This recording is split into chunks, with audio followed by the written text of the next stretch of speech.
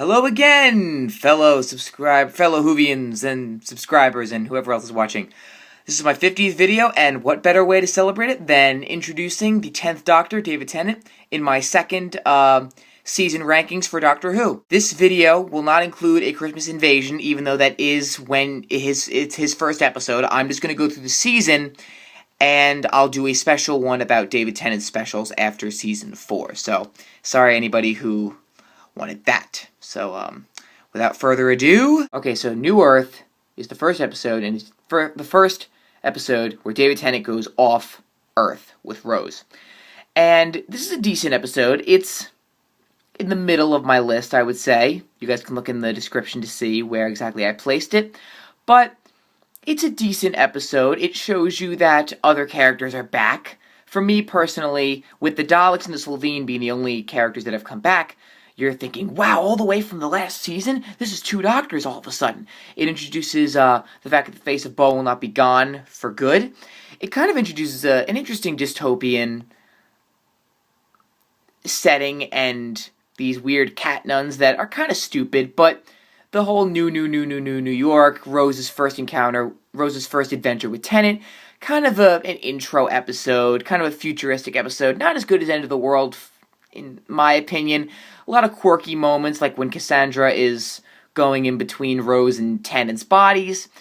It's a decent episode. Now, the next episode I really like, because I really like the excitement. I like Tooth and Claw, because they go to the past, they meet Queen Victoria, there's a lot of quirkiness, there's a lot of Tennant going, don't do that, to Rose, trying to make the Queen say, we are not amused. A lot of interesting things. Very adventurous. It includes a werewolf, so it has like a mythical approach to it, but it doesn't feel very alien till the end. It does kind of feel like a horror werewolf kind of thing. And it's like a classic Doctor Who episode.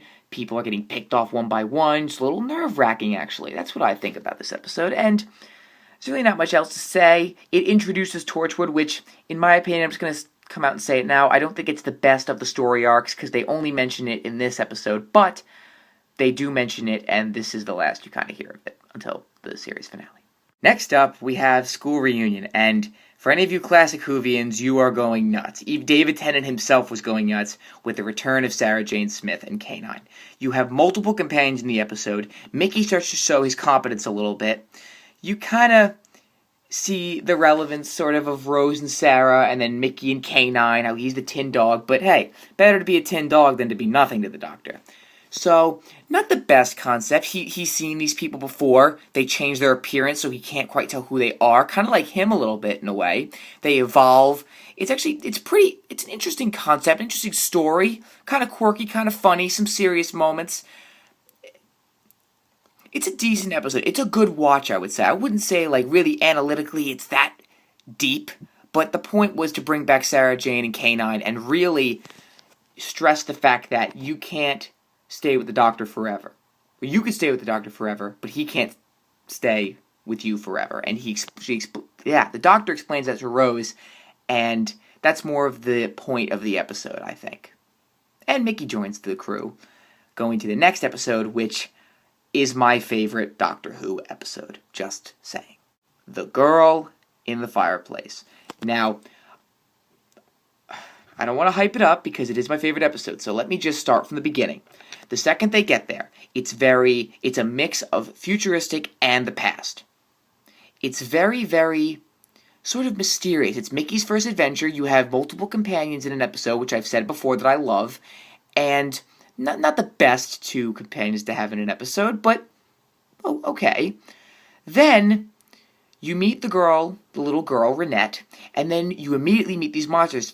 who, for me, were a little creepy. I have to admit, I went to bed that night after watching it thinking, okay, I'm a little scared if robot androids are going to be dressed up as creepy French people, because those costumes, despite if they were robots or not, those masks, they are kind of creepy, kind of Phantom of the Opera-esque. Then you realize that there's different times on different sides. When he goes through on one side, he comes back, it's been, 10 years? So, you kind of get the whole fact that he has to try to save Renette, or figure out what's going on, in different times, which is not a very easy thing to do. There are very quirky moments, which I love. The whole relationship between him and Renette, as much as people don't like Tenet getting involved in the love relationships, I personally like it because it shows how important the Doctor is to someone who views him as an imaginary friend, her lonely angel. It's sort of the first time the Doctor is referred to as something other than the Doctor. And you kind of see how powerful Renette is when he reads her mind, and she reads his back. Once again, more quirky moments. Bananas are good. Tenet coming back a little bit drunk. Actually, pretending to be drunk. Sometimes he's actually a bit drunk. I'm kind of rambling like Tenet is. Or does. Anyway. But all around, my favorite episode. The fact that now he's stuck to take the slow and difficult path, only to have sort of a bittersweet ending of saving her, everybody living, but then really going back and not being there in time, and really kind of touching you in the end. And very, very, very well-written episode. Stephen Moffat. Shout out to you.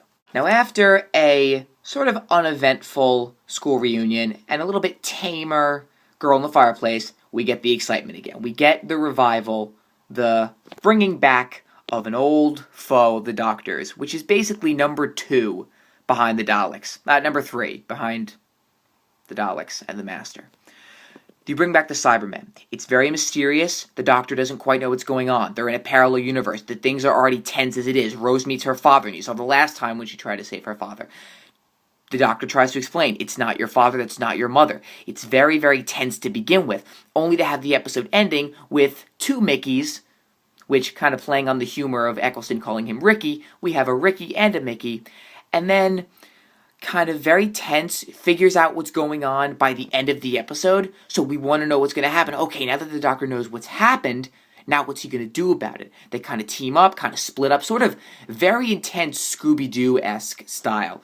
People are getting picked off, some of the major characters are getting picked off, and we sort of see, as new Whovians, the whole point of upgrading and the fact that the Cybermen are humans. It's sort of a future and almost sort of a warning, as in, don't let your future become like this. Very exciting, very running around suspense, very tense ending. All in all, a very, maybe not the best well-written. Some people would disagree with me that it's not the best Cybermen episode. I think it's the best since their revival, the most exciting. But, once again, leave your thoughts in the comments.